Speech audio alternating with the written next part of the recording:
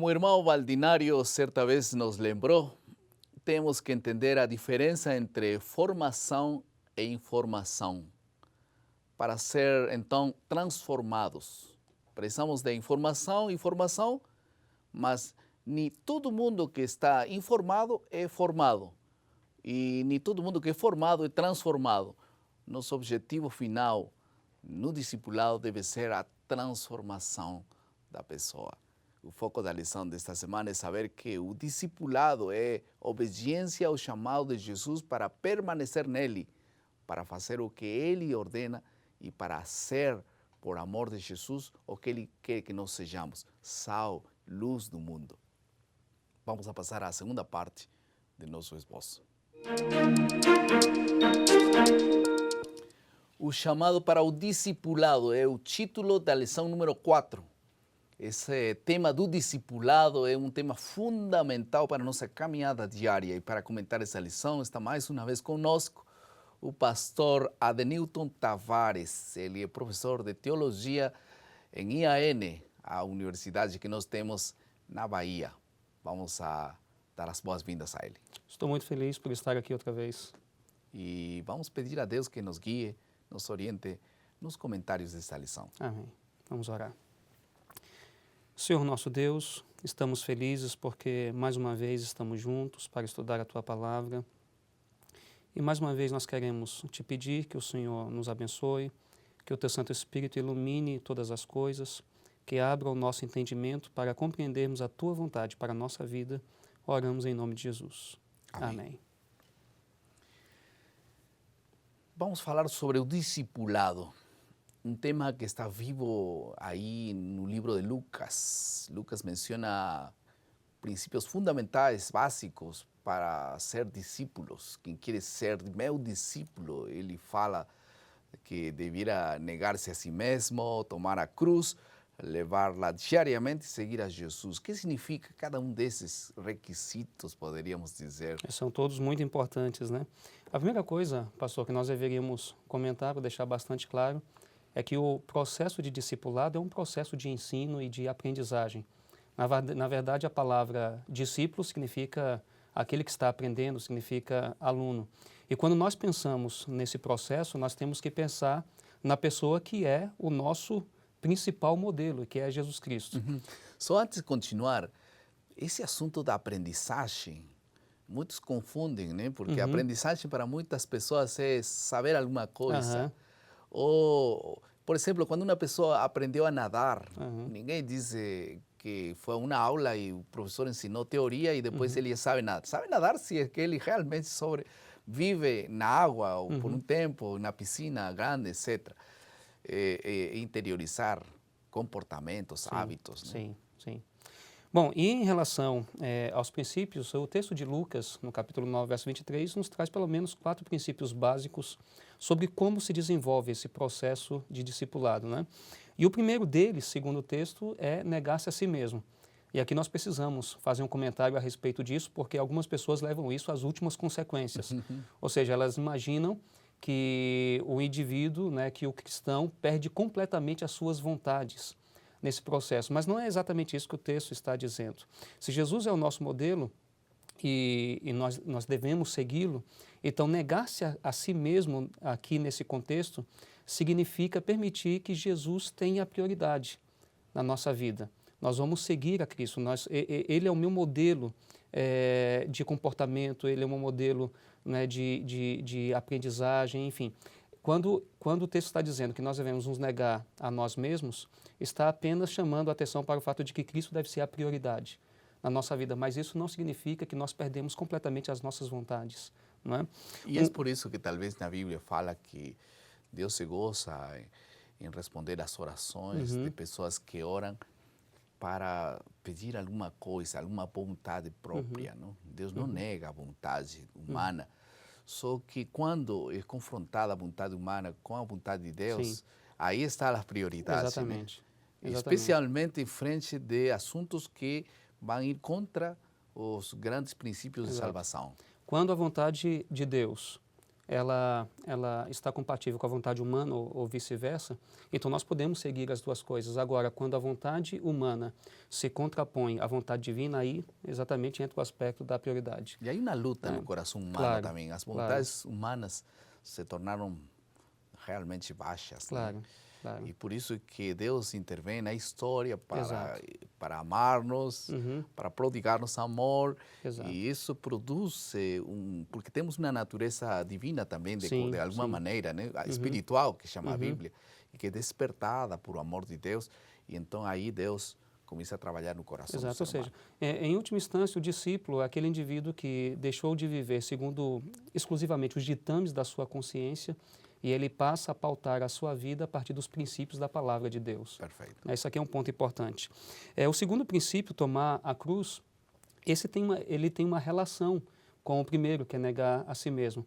A cruz é símbolo para nós, para os cristãos, é símbolo de vitória, é símbolo de vida, mas nós estamos falando de um contexto em que o Império Romano, por exemplo, tinha o hábito de penalizar algumas pessoas através de uma cruz, né? E foi assim que Cristo morreu. Então, tomar a cruz significa, de certo modo, estar disposto às consequências do discipulado. De seguir a Jesus. De seguir a Jesus, porque nem sempre é fácil. Nem sempre é fácil. Aliás, Jesus disse o seguinte, olha, no mundo passareis por aflições. Jesus nunca prometeu que seria fácil. Pelo contrário, nós temos muitas dificuldades para enfrentar, mas nós precisamos estar dispostos a fazer isso. O outro princípio tem relação com o segundo, levar a cruz diariamente.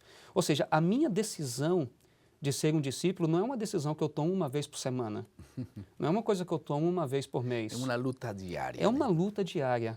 Ou seja, o dia amanheceu e eu estou ali diante de Jesus, eu digo, Senhor, eu quero colocar a minha vida nas Tuas mãos nesse dia. Eu quero ser as Tuas mãos, eu quero ser os Teus pés, eu quero ser a Tua voz. Ou seja, é algo que acontece cotidianamente, diariamente. O último princípio, seguir a Jesus, eu vejo aqui um aspecto de intimidade. Quando nós vamos, por exemplo, para o livro de Apocalipse, uma das características dos 144 mil é que eles seguem o Cordeiro aonde quer que ele vá. Ou seja, existe uma intimidade tão grande entre o discípulo e o seu mestre, que onde o seu mestre está, o discípulo também quer estar. Então eu vejo um aspecto de intimidade muito profundo aqui nesse seguir a Jesus. Ou seja, eu sinto tanta falta de Jesus, eu amo tanto a Jesus, que eu quero segui-lo, aonde quer que ele vá. Tem até um hino que diz, a Jesus seguir eu quero, né, que é um hino muito bonito do Inário. É por isso a primeira coisa que a reação do louco gadareno, né, foi, eu quero ir onde você vai. Né? Exatamente. Foi curado, agora eu quero ir Exatamente. onde você esteja. E quando isso acontece, a pessoa quer seguir a Jesus, mas ela quer que outras pessoas também o sigam. Isso aconteceu, por exemplo, quando Jesus estava ali no poço, né, com aquela mulher no poço de Jacó, ela voltou para a sua comunidade e compartilhou com eles as coisas que ela tinha ouvido de Jesus. E o texto nos mostra que eles vieram também para ouvir e para ver, para experimentar o que aquela mulher tinha experimentado. Quando então este processo de 4 passos é completo na vida de uma pessoa, então acontece em seguida a missão, né? Exatamente. Cada vez que uma pessoa passa por esse processo, o que é inegável é que essa pessoa vai para contar aos outros o que ele está vivendo. Parece que esse é um assunto fundamental no discipulado. Então, agora a pergunta Jesus tinha um propósito, um chamado para todos. E em que consistiu esse chamado, esse propósito, quando chamou aos 12 discípulos para começar? Ele que chamou, ele que escolheu, né? Exatamente. Parece que primeiro escolhe 12, depois escolhe 70. Esses números são simbólicos. Sim. E é interessante, assim, quando nós, por exemplo, nós vamos para o livro de João, para o Evangelho de João, então nós encontramos Jesus dizendo o seguinte, olha, não fostes vós que me escolhestes, mas eu escolhi a vós. Ou seja, o processo do discipulado tem uma iniciativa divina. Ele nasce no coração de Deus. Ele quem toma a iniciativa de chamar as pessoas. E aquilo que a gente comenta, né, que ele capacita os chamados, ele não chama os capacitados, ele capacita os chamados. A iniciativa é divina, ele chama. Agora, ele tem um propósito nesse chamado. E quando nós vamos para o Evangelho de Lucas, no capítulo 6, verso 12, o texto diz, quando está falando da escolha dos 12, o texto diz que ele chamou os 12 para perto de si e depois os enviou. Ou seja, então, o primeiro chamado no discipulado é um chamado para estar perto de Jesus. E por uma razão muito simples, nós não podemos falar de uma pessoa se nós não conhecemos essa pessoa. Então, se nós vamos falar de Jesus para as outras pessoas, nós precisamos nos aproximar de Cristo. Então, o primeiro chamado no discipulado é um chamado para estar perto de Jesus. Ele chamou os 12 para perto de si, para comunhão. E depois ele enviou. E aí, voltando àqueles princípios de antes, nem sempre esse processo de ir, né, do cumprimento da missão é um processo fácil. Nem sempre isso é fácil. Tem um pensamento muito interessante de um livro cujo título é O Custo do Discipulado. E é um texto bastante conhecido, de um teólogo alemão. Eu não sei pronunciar direito, mas a pronúncia seria Dietrich Bonhoeffer. Ele escreveu O Custo do Discipulado. E tem um pensamento muito interessante nesse livro em que ele diz: o chamado ao discipulado é também um chamado para a morte. Quem entra no discipulado entrega-se à morte, expõe sua vida à morte. Quando Cristo chama um homem, ele o manda vir para morrer. Quando nós vamos para Paulo diz que por amor de Cristo nós morremos um pouco a cada dia. Ou seja, de certo modo nós nos esquecemos nesse processo, porque Jesus é o primeiro. Né? Jesus é o primeiro e o único na nossa vida, e nós queremos segui-lo e nós queremos reproduzir para as pessoas aquilo que nós experimentamos nele. Nicodemos e José de Arimateia seguiram a Jesus em segredo no início. É possível ser um discípulo secreto? Quando uma pessoa se encontra com Cristo, nós temos diversos exemplos dentro da Bíblia. A primeira vontade que a pessoa sente é voltar para a sua comunidade e compartilhar. Então, não existe ser discípulo em segredo. Encerrado numa igreja, ou encerrado numa casa. Eu amo a Deus, é todo para mim. O discipulado tem que ver com anunciar, né? Exatamente. Mesmo porque, pastor, o discipulado ele se torna um estilo de vida. Ele se torna um estilo de vida para o discípulo, né? Quando nós pegamos, por exemplo, o texto de Mateus, no capítulo 28, versos 18 a 20, nós temos ali o texto que é conhecido como a Grande Comissão. Jesus diz assim: é-me dado todo o poder no céu e na terra. Portanto, ide e fazei discípulos de todos os povos, batizando-os em nome do Pai, do Filho e do Espírito Santo e ensinando. Nós encontramos aqui nesse texto um imperativo, né, para ir. Agora, quando nós vamos para o texto original, é interessante pegar a maneira como o texto está construído. O verbo ir não está no imperativo. Nós poderíamos traduzir da seguinte forma: enquanto vocês vão, à medida que vocês vão. Ou seja, a ideia do texto é que o discipulado é um estilo de vida. Nós fazemos discípulos o tempo todo, na universidade, no trabalho, em casa, numa conversa com um amigo. Então, à medida que vocês vão, façam discípulos. De que maneira? Ensinando. De que maneira? Batizando. Então, na vida do cristão, o discipulado tem que ser um estilo de vida. Eu sou discípulo e eu não tenho que escolher o momento que eu vou fazer isso. Isso é uma coisa que eu faço o tempo inteiro, onde quer que eu esteja. E que lindo, no discipulado não existe lugar para concorrência, nem para substitutos. Cada um tem que fazer sua parte.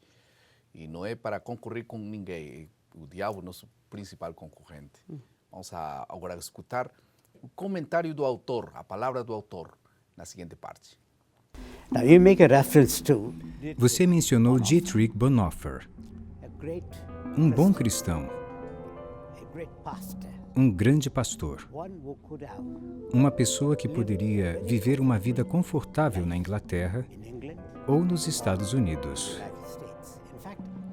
De fato, ele recebeu um convite para ser professor em Nova York, em um dos grandes seminários. Mas ele deixou essas oportunidades e voltou para a Alemanha para ser um pastor, um discípulo. E nunca mais voltou. Ele morreu e se tornou um mártir. Do que isso se trata quando fala sobre discipulado? Não é o que eu tento fazer, mas é obedecer ao chamado. E Jesus é aquele que chama. Então, você obedece a esse chamado específico. Você o segue e tudo aquilo que ele disser, você faz. E tudo aquilo que ele diz, você aceita como o princípio da sua vida. Você não se concentra em todos esses pequenos detalhes ou no que eu devo fazer.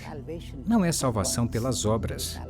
É a salvação por pertencer a alguém que te chama. E essa pessoa que te chama é Jesus. Não é um outro ser humano que te chama, mas sim Jesus, o Deus que veio a esse mundo como ser humano para salvar você e eu. Então, quando você segue a Jesus, você pertence a Ele. É uma identificação. Discípulo é aquele que se identifica com aquele que chama. Então, nessa identificação, você surge como um servo de Jesus. E ele te conduz a fazer as boas obras. As obras não vêm em primeiro lugar. Começa com minha identificação com aquele que me chama. E para o discipulado, somente Jesus que chama. Nosso papel é simplesmente segui-lo, obedecê-lo e escutá-lo. Existe a armadilha espiritual de procurar obter o máximo que podemos deste mundo. Mas para os seguidores de Jesus, que sabem que este mundo vai terminar, a prioridade será sempre o reino de Deus que dura para sempre. Como essa prioridade está sendo na tua vida, na minha vida? Pensa nisso. Alguma outra aplicação? Eu acho que, para fechar, vale fazer um comentário em relação ainda à questão do custo do discipulado. Nós falamos muito no preço do discipulado, no custo do discipulado. Agora, quando nós comparamos, quando nós contrastamos o custo do discipulado ou o preço do discipulado com o preço que foi pago na cruz, então o nosso custo para o discipulado se torna absolutamente insignificante. O preço que Jesus pagou foi muito alto. E quando nós comparamos aquilo que nós fazemos com aquilo que ele fez, tudo que nós fazemos se torna insignificante, muito pouco diante do que ele fez. Amém. Vamos à última parte do nosso esboço, que é a criatividade. Há dois assuntos que têm implicância nessa última parte da lição para aplicar e para pôr em prática nossas vidas. Fazer discípulos e ser discípulos. Todos nós temos que ser discípulos, não de alguma pessoa, somos discípulos de Jesus. E nós estudamos em que consiste esse discipulado. Mas temos um chamado também, de fazer discípulos. E ninguém faz discípulos sentado. No tempo de Jesus, as pessoas escolhiam seu senhor, seu professor, mas nos tempos de Jesus, ele trocou as coisas e ele chamou pessoas, ele tomou a iniciativa. E todos nós somos tocados pela iniciativa de Deus para poder desprender-nos de nosso eu e poder sair e ajudar a outra pessoa. Sua vida é Jesus para alguém? Por mais fraca e falha que seja, você é tudo de Deus para alguém? Sua língua é Jesus para alguém? Talvez isso seja tudo o que ela vai ouvir em toda a sua vida. Seu amor é Jesus para alguém? Eles vão descobrir quem é você. E talvez você seja o único Jesus que eles vão ver em toda a sua vida e que vão conhecer através de você. Nessa semana, pense nisso, que você seja um discípulo e você faça discípulos onde você está. Vamos orar. Querido Pai, muito obrigado por Tua palavra. Abençoa, Senhor, nosso ministério para que sejamos fiéis discípulos e possamos fazer discípulos para o reino de Deus. Em nome de Jesus.